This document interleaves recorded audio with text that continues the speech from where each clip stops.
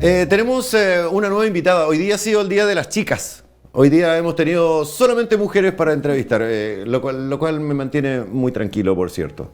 Tenemos a Jocelyn Moyano, quien es Seremi de Desarrollo Social y Familia. ¿Cómo le va, Jocelyn? Bienvenida. Muy bien, muchas gracias por la invitación. Saludarlos a todos y todas. Sé que llegamos un poco atrasados, porque ustedes estaban con unos fondos, pero ya están en la parte resolutiva, ¿no? Sí, bueno, el Ministerio de Desarrollo Social en general tiene una serie de proyectos de apoyos económicos a la familia, pero queremos relevar también, ¿cierto?, los FONAPI, que son los fondos nacionales de proyectos inclusivos que se ponen a disposición por parte del Gobierno de Chile a las organizaciones o instituciones que están trabajando la accesibilidad de las personas con discapacidad. Y en la región de Atacama es tremendamente interesante y emocionante lo que ha pasado con nuestras organizaciones en base al apoyo que ha proveído, ¿cierto?, Senadis en este caso.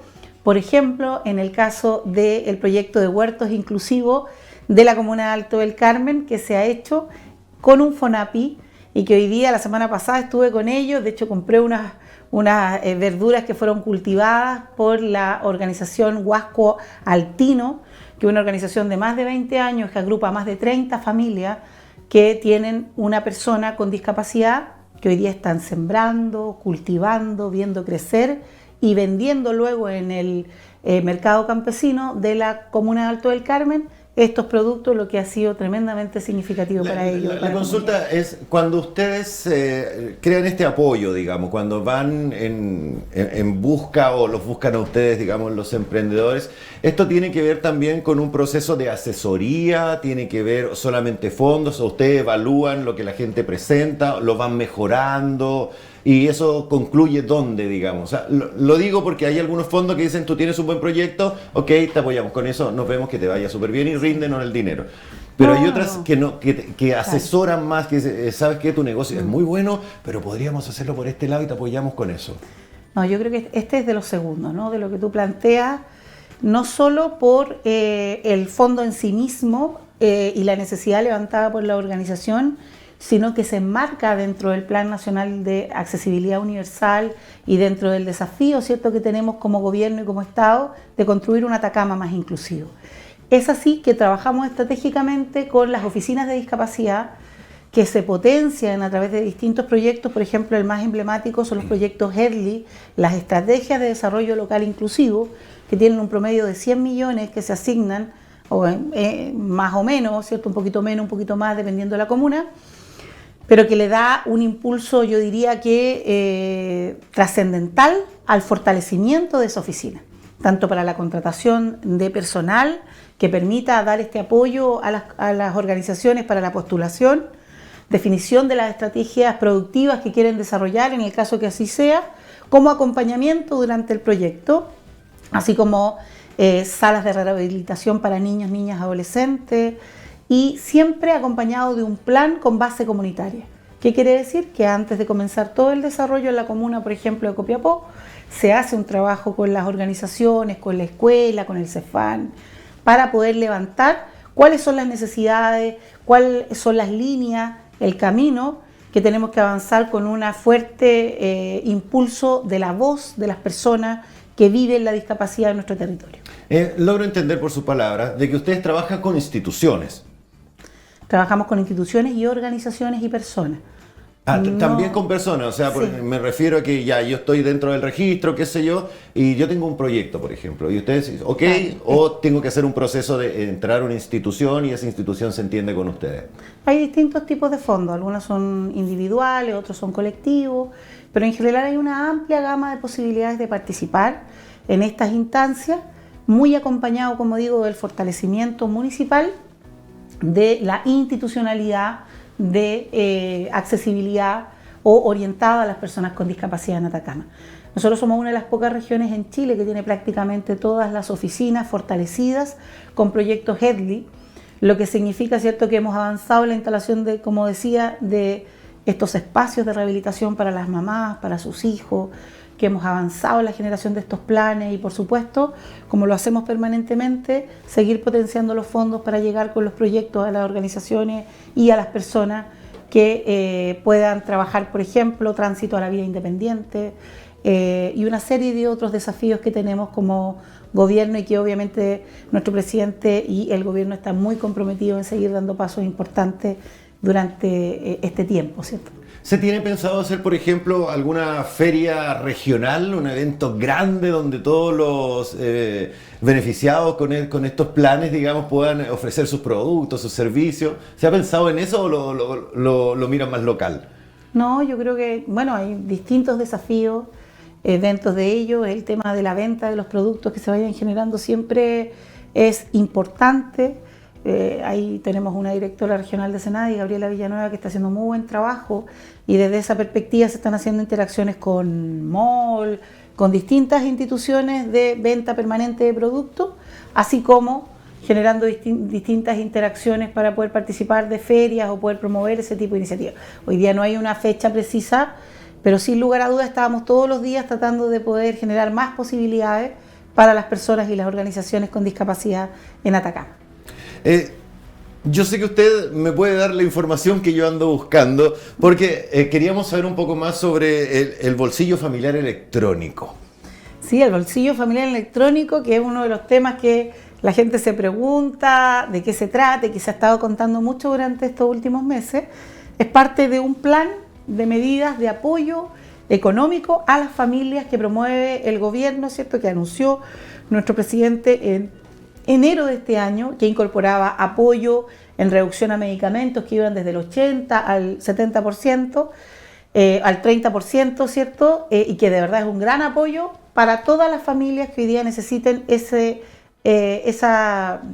apoyo para el bolsillo familiar, pero que se conjuga con otras medidas como el bolsillo familiar electrónico, que reemplaza la ex canasta familiar y que tiene por objetivo entregar un monto fijo, no que se vea afectado por las circunstancias propias de la inflación o las variaciones del IPC, sino que en el monto más alto, atendida que hoy día tenemos una situación inflacionaria elevada, se queda en ese monto elevado, que son 13.500 pesos por carga.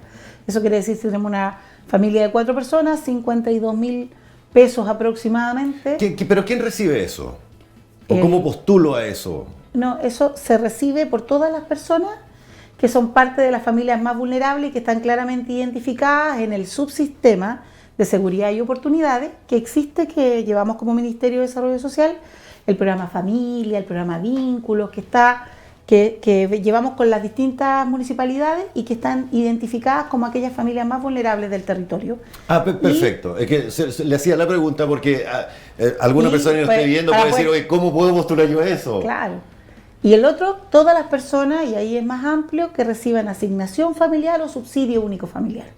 Y las personas saben eso porque obviamente por tener carga, tener cierto grado de vulnerabilidad, reciben ese apoyo.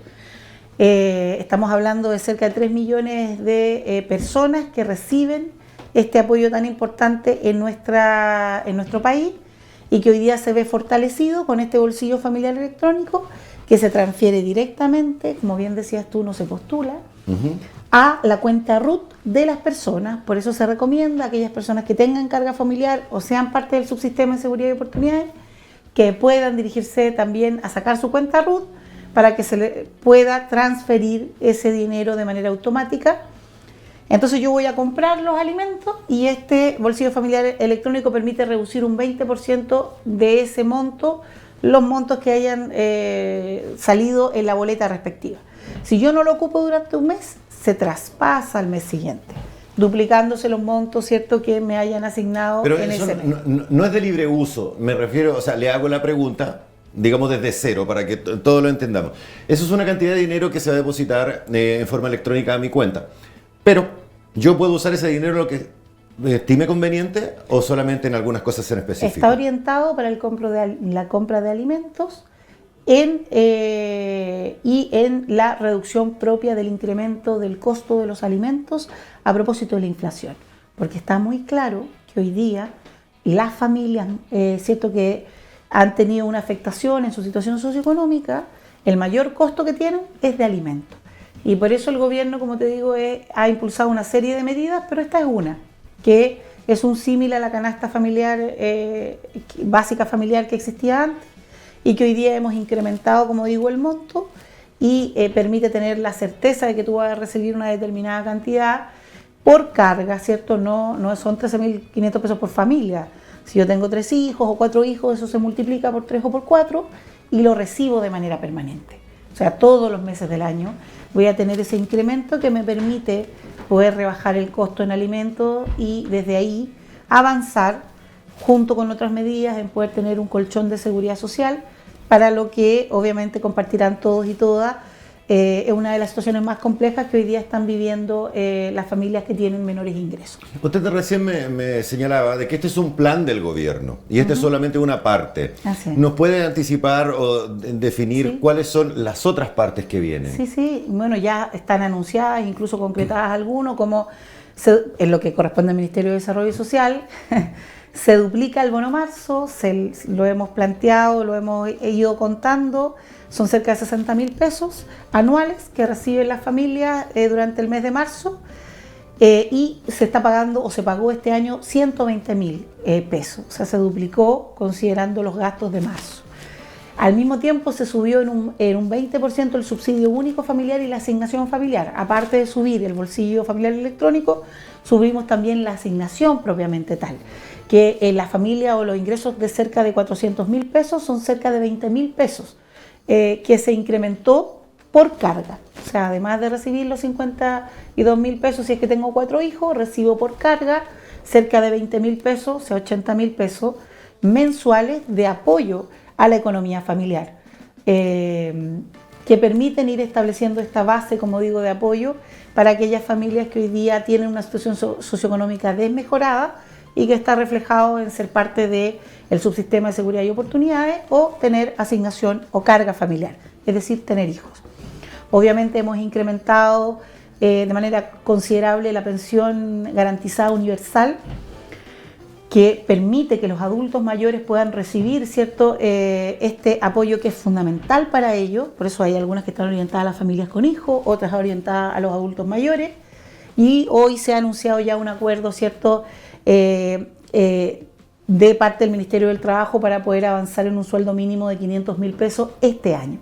Es decir, este conjunto de medidas, más otras medidas que estamos impulsando, como el plan, ¿cierto?, de emergencia habitacional, con especial importancia para Atacama. Se construirán más de 4.700 viviendas que van a ser entregadas en aquellos comités, muchos de los cuales vienen también de personas que obviamente no tienen casa y tienen una necesidad importante de vivienda, del derecho a la vivienda, pueda tener esta importante posibilidad, el copago cero, que cuando a uno le pasa una situación como una apendicitis, se da cuenta y dice, oye, no tuve que pagar nada.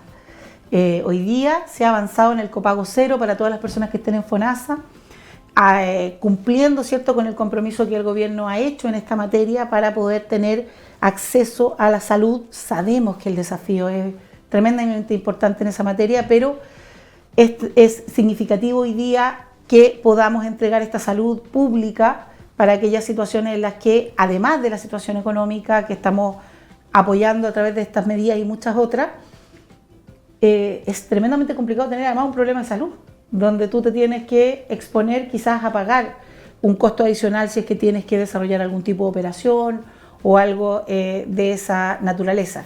Y bueno, obviamente estamos muy contentos, no es apoyo económico, pero creemos que no solo es eso lo que la sociedad necesita y quiere, con el proyecto de 40 horas, que hoy día es realidad y que permite cierto tiempo, calidad de vida para poder criar y poder cuidar, de la misma mano que el día sábado, uno de los temas que íbamos a conversar, comenzamos con los diálogos sociales para poder presentar el año 2023 el proyecto de Sistema Nacional de Cuidado, que nos va a permitir tener un sistema de garantía y protección para todos aquellos hombres y especialmente mujeres que han dedicado su vida a cuidar, programas como apoyo domiciliario, red de apoyo y cuidado, que hoy día llevan fisioterapeutas, psicólogos, peluqueros, a las casas de una persona con Alzheimer, donde a veces el derecho a tener estos apoyos, pero también el derecho al respiro de esa hija que se ha dedicado a cuidarlo por 20 años, son realmente fundamentales. Eso le iba a decir Jocelyn,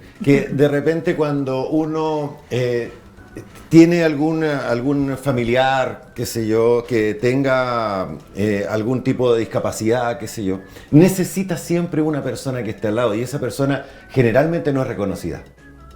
Así es, entonces, como digo, dentro del programa de gobierno, que estamos avanzando en todo lo que la ciudadanía nos ha ido planteando, uno de los objetivos centrales que las organizaciones, especialmente las organizaciones de personas con discapacidad, por ejemplo la condición del espectro autista, Descubre mi Mundo acá en Copiapó, de mamitas y papitos que han acompañado el desarrollo de sus hijos, nos señalan que si bien obviamente hay que avanzar mucho más en los que son cuidados, también hay que poner atención en los que cuidan, claro. que son nuestras madres muchas veces, ¿no? Nuestras abuelas.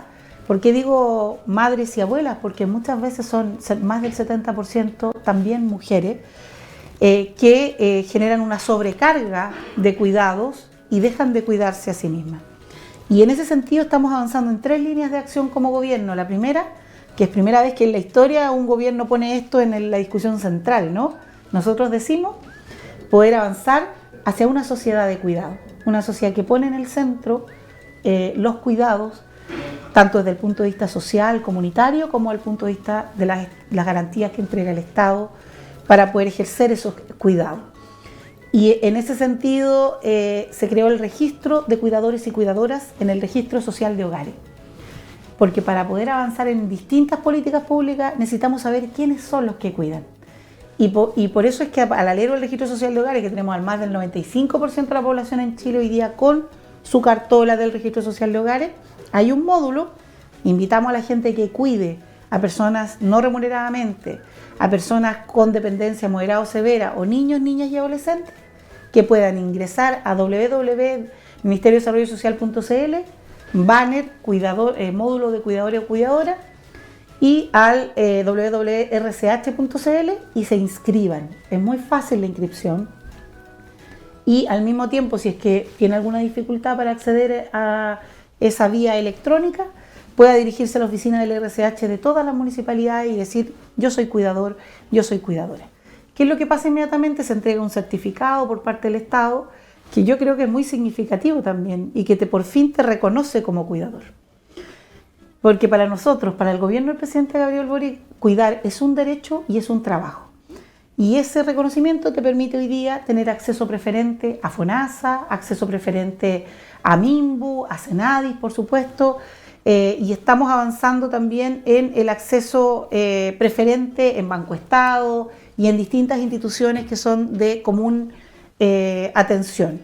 Pero también, por ejemplo, el proyecto de reforma previsional, el proyecto, ¿cierto?, de pensiones que hoy día presenta el gobierno, en uno de los apartados dice: todos aquellos que estén en el registro se les van a incluir cotizaciones adicionales, ¿cierto? En ese caso se establecen por 24 meses, pero ese proyecto obviamente tiene que ser analizado en el Parlamento, por el tiempo que cuidaron y no pudieron trabajar y que se encuentren en el registro. Y esa es la motivación que tenemos también de decirle a todas las personas que se inscriban, porque este registro oficial va a permitir que muchas leyes los incorporen para seguir ampliando, ¿cierto?, el colchón de protección social para los que cuidan. Y obviamente acompañado, por supuesto, de las necesidades que tienen y que ellas también transmiten de quienes cuidan. Hemos duplicado la oferta de cuidado en Atacama y hemos iniciado el día sábado los diálogos sociales de cuidado con más de 100 organizaciones de cuidado de la región, las mamitas de la Teletón, estuvimos con las organizaciones de discapacidad de Chañaral, estuvimos también acá con comunidades indígenas como la señora Lilian de la comunidad de Serranía Poblete, que nos manifestaban situaciones, experiencias personales de cuidado y cómo ellos ven este Sistema Nacional de Cuidados que hoy día propone el presidente Gabriel Boric a Chile y que va a ser el corazón, como digo, la voz de las comunidades en este diálogo amplio e inclusivo que estamos promoviendo en todo el territorio nacional para presentar ese proyecto el año 2023. Yo tengo una pregunta. Porque que deriva de una conversación que tuvimos fuera de cámara, digamos. Ustedes se mueven mucho por el registro social de hogares, ¿sí? Y me imagino que ese es un indicatorio para ustedes. Para todos, digamos, es una política pública sí. que se ha instalado, sea, que es parte del Estado y como funciona así. Mi pregunta es la siguiente. ¿Venimos saliendo de una pandemia, de una crisis económica? Algunos le quieren llamar recesión, otros no le quieren llamar recesión, qué sé yo. Pero según los indicadores, usted maneja la cantidad de gente que ha bajado, que ha caído, digamos, a nivel de pobreza o estar dentro de lo... El 40% de vulnerabilidad. El 40% de vulnerabilidad. Claro. ¿Eso ha aumentado? ¿Hay más gente que está ahí, que ha perdido los trabajos, que gana menos, que cambiaron de trabajo? Bueno, hay circunstancias particulares en cada uno de los casos, pero nosotros en Atacama particularmente tenemos más del 50% de los hogares, de los 161.000 hogares que están en el registro, porque hay hogares que no están inscritos, aunque la mayoría lo están.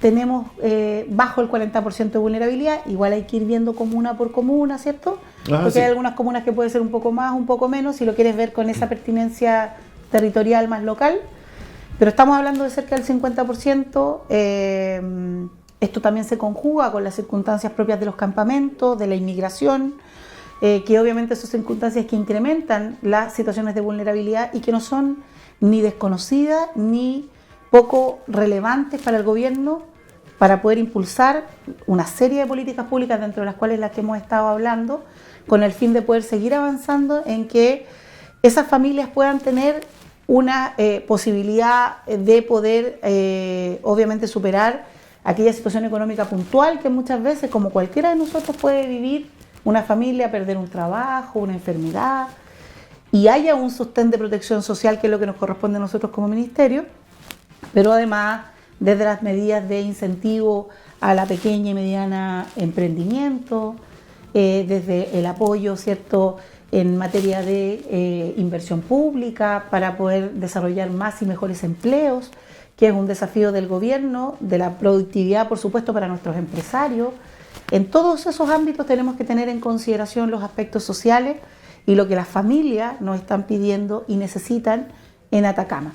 Entonces, no solo nos preocupamos de circunstancias que son evidentes porque ocurrieron en el mundo, ¿no?, la pandemia, otras situaciones de carácter económico que generaron inflación en muchos lugares, sino también nos ocupamos como gobierno en poder avanzar, en hacernos cargo de esa brecha y seguir obviamente apoyando a las familias y a las personas que particularmente tienen situaciones como la discapacidad, ser adulto mayor, con las cuales estamos constantemente dialogando para poder avanzar en que ellos sientan que hay una efectiva protección por parte del Estado. Nosotros cuando tenemos la oportunidad de hablar con un Ceremi, con alguna autoridad, siempre tratamos de hacer algunas preguntas para derribar mitos. Ya. Y uno de los mitos o realidades, eso usted me lo va a tener que decir, dice que mucha gente dice: yo no tengo problema con los extranjeros, la gran mayoría, pero lo que pasa es que un extranjero tiene más acceso a beneficios que un chileno. ¿Qué hay de cierto en eso? Mira, nosotros como gobierno obviamente empatizamos con el sentir de nuestra comunidad. Lo que nos ha pedido el presidente es que estemos en el territorio, que caminemos, que nuestra oficina sea la calle. Nosotros estamos en las juntas de vecinos, con las organizaciones, en los campamentos, en los distintos espacios donde podemos compartir y escuchar. Y por lo tanto yo no voy a pretender decir que lo que hoy día las personas están sintiendo respecto de una política de migración no es real. Tanto es así que el gobierno está impulsando una serie de medidas que principalmente van orientadas, ¿cierto? Vino nuestro ministro Monsalve, el subsecretario Monsalve, hace una semana, menos de una semana, el subsecretario del Interior, sí, a plantear el plan Calle sin Violencia, y desde esa perspectiva, ¿cierto?, toda una política que obviamente incorpora la criminalidad de chilenos y chilenas, pero también aquellas circunstancias de criminalidad que con justa razón han relevado también las personas y las organizaciones respecto de personas extranjeras. Y ahí, si bien creo que en esto siempre hay que tener una mirada y un enfoque de derechos humanos, tampoco hay que perderse en que tenemos que asegurar una protección social, económica, pero si las familias no se sienten seguras, no hay posibilidad, ¿cierto?, de que podamos avanzar realmente en esa protección social. Y desde esa perspectiva, entregarle tranquilidad a las personas que nos escuchan, saludarlos obviamente y agradecerles por vernos, de que el gobierno está atento de ese desafío, de esa problemática social desde la violencia y la criminalidad, planteando una política importante. Se creó acá el comité para el apoyo, ¿cierto?, de la criminalidad de mayor complejidad, liderado por el delegado, el gobernador, el subsecretario del Interior, que estuvo en Atacama, que hemos sido priorizados como comuna también en estas distintas materias. Y en el ámbito social, respecto a lo que tú me preguntas, no existe una diferencia en este sentido, excepto obviamente que personas que no tienen una situación regular en Chile no pueden postular, porque se necesita un RUT, se necesita estar efectivamente, ¿cierto?, haber ingresado por un paso oficial o haber terminado los procesos propios de tener tu visa de trabajo para poder acceder a cualquier fondo que nosotros como Ministerio de Desarrollo Social planteemos. Distinto es la ayuda humanitaria, que nosotros complementamos con la acción de carácter en el ámbito de la seguridad pública. Estamos impulsando un plan de recuperación de espacios públicos respecto de situaciones donde vemos personas en situación de calle que están cometiendo efectivamente delitos o generando situaciones de inseguridad. Por ejemplo, la situación del mall, afuera del mall, ahí tenemos una situación que estamos trabajando de manera colaborativa las distintas instituciones y que muy prontamente va a tener una respuesta en ese sentido, pero al mismo tiempo, con los programas del Ministerio de Desarrollo Social estamos tratando de trasladar a personas a los centros de rehabilitación de droga, a los albergues que nosotros tenemos. Hemos cuadriplicado los presupuestos porque tenemos que responder también a niños en situación de calle, a distintas circunstancias que obviamente no deben ocurrir, pero tampoco vulnerando los derechos de las personas y las convenciones internacionales que el gobierno de Chile ha ratificado en materia de personas migrantes. Entonces yo creo que puedes defender con la misma fuerza eso que defiendes el derecho de las personas a vivir con seguridad, en un espacio limpio, y para ello tenemos que hacer políticas integrales y es lo que hoy día estamos concentrados trabajando en equipo como gabinete regional. Claro, yo se lo señalaba básicamente porque es un sentir o un, ¿cómo decirlo?, una fake news incluso, si usted lo quiere tomar de esa manera, que dicen, claro, yo soy chileno y me cuesta tanto, pero viene un extranjero y le regalan una casa. Entonces nosotros dijimos, no, ajustémonos a la realidad, claro. Una cosa es lo que se diga en las redes sociales, etcétera, y lo otro es la realidad. Por eso le hacía la pregunta, derribando mitos, ¿cómo es la cosa? Porque decía, no, yo necesito esto, pero si es extranjero, se lo dan. No es así. No es así, y muy por el contrario, estamos incluso atentos de las situaciones negativas que ha generado la migración para las personas, para los chilenos y las chilenas, pero obviamente no cayendo en discursos que generen una afectación para los derechos de niños. Tenemos a veces guaguitas en situación de calle que vienen en un proceso de tránsito de migración, y yo creo que ahí tenemos que actuar con humanidad. La sociedad chilena es una sociedad solidaria, somos personas buenas, yo creo, trabajadoras, y desde esa perspectiva hay que obviamente ordenar, regular y sancionar con dureza a quien vulnere derechos tan fundamentales como la vida, por ejemplo, de un carabinero, pero al mismo tiempo actuando con humanidad y generando estas políticas integrales que como ministerio estamos acompañando, quizás en segundo lugar, digamos, porque las lideran los organismos de seguridad pública y policiales, pero que permiten darle un sentido mucho más integral a la política, y agradecerle a los medios de comunicación por también poder derribar mitos, porque a veces los mitos generan una situación, malentendido de repente, claro, sensación de inseguridad, de deslegitimar, y a veces nos cuesta poder ponernos de acuerdo en estos problemas complejos. Usted ha tocado el tema de inseguridad. Hay un punto de reunión o un punto de cómo poder definirlo, o sea, de comercio, que es el mall. Si nosotros miramos fuera del mall, hay gente que está pernoctando fuera del mall. O sea, entiendo perfectamente lo que usted me señalaba. Hay un tema de derechos humanos de por medio, etcétera. Pero si nosotros nos desplazamos una cuadra, hay consumo de drogas todo el día, y he visto paciencia de todo el mundo. No es una cosa nueva. O gente en prácticas ligadas con la moral, para no caer en mayores detalles, digamos. Y siento que en ese sentido tal vez nos hemos descuidado un poquitito de eso.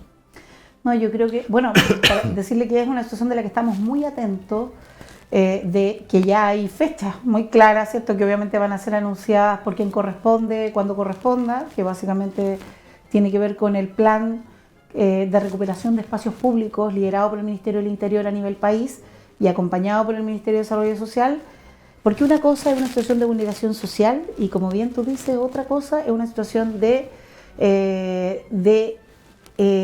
situaciones de consumo de drogas, situaciones de comisión de delitos, situaciones de afectación a las normas de moralidad pública mínima, ¿no?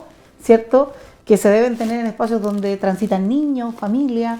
Entonces es algo que no solo nos preocupa, sino que nos ocupa, y por eso lo mencioné, porque ya hay acciones muy concretas que estamos desarrollando también con el Ministerio de Obras Públicas, que lidera por supuesto nuestro delegado, donde esa situación va a cambiar a la brevedad y va a sumarse o se suma a otros reforzamientos que estamos haciendo en materia de programas calle para poder ir rápidamente también generando la salvaguardia de los derechos, especialmente de niños y niñas, adultos mayores también. Estamos trabajando con el Ministerio de Vivienda, hemos asignado hace muchos años que no se hacía en Atacama subsidios de arriendo a adultos mayores en situación de calle, que muchas veces dedicaron su vida a cuidar, pero por distintas situaciones, muchas veces no por consumo de drogas o alcohol, terminaron solos y no pudieron, ¿cierto?, seguir pagando un arriendo y terminaron en situación de calle. Este año hemos asignado subsidios de arriendo a adultos mayores en situación de calle y estamos levantando un catastro para que el año 2023 no haya más personas mayores en situación de calle que tengan estas circunstancias y por supuesto tengan la voluntad de poder recuperar o tener un hogar. Son subsidios de 8 años, así que también permite dar una seguridad de que vamos a poder ir trabajando con ellos desde el Ministerio con nuestros distintos programas. Así que le podemos dar esa tranquilidad respecto a la situación del MOL a las familias, sin perjuicio que, como digo, el anuncio oficial lo va a hacer nuestro delegado muy prontamente, yo diría que la próxima semana, sobre las acciones que se van a tomar ahí. Seremi, le quiero agradecer su tiempo, gracias por haber aceptado esta invitación y respondernos todo lo que le preguntamos. Se lo agradecemos. Y le agradecemos que no se haya ido por las ramas y no haya respondido tal cual como era la cosa. Sí, perfecto. Usted me lo había dicho antes que me iba a preguntar. Pero gracias, para eso estamos, a disposición de los medios de comunicación. Gracias y saludar a todas las personas que nos escuchan. Agradecerles, decirles que estamos muy atentos de poder seguir abordando los distintos desafíos. Y agradecer a los medios de comunicación por permitir contar, destrabar mitos y contar estas importantes noticias que hoy día, estas buenas e importantes noticias, podemos entregarle a las familias de Atacama. Estuvimos conversando con la Seremi de Desarrollo Social y Familia, Jocelyn Moyano. Y nada, vamos a tanda comercial, volvemos enseguida. Gracias por estar ahí.